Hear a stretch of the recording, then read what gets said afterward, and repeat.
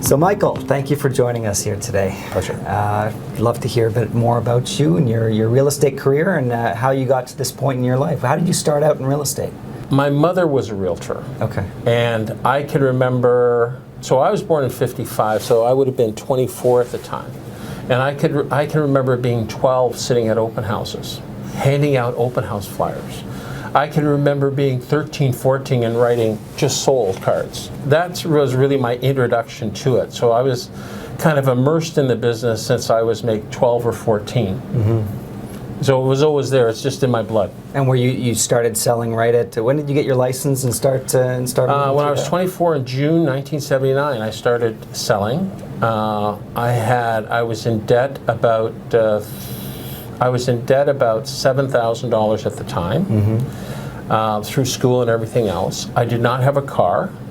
My first office was at Young and Shepherd, mm-hmm. and I got there at 8:30 in the morning, and I walked to the first door that I came to, mm-hmm. and I door knocked till 5:30. Wow.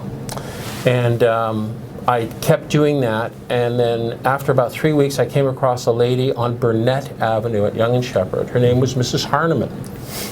And I said, "Do you want to sell your house?" And she said, "Yes, I do." And she goes, "How much is my home worth?" And I said, "I don't know." "How much do you want?" She said, "I wanted $90,000. I said, "Let's list it at $92,900. And she goes, "Okay." And so we listed the house.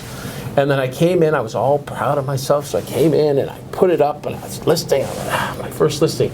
And all the experience came in there and said, "Oh, that's $20,000 overpriced. That'll never sell, blah, blah, blah, blah, blah, blah, blah." So I opened house it for 3 weeks. 3 weeks, I met a gentleman named Ken Haggerty. Mm-hmm. Okay, I remember this.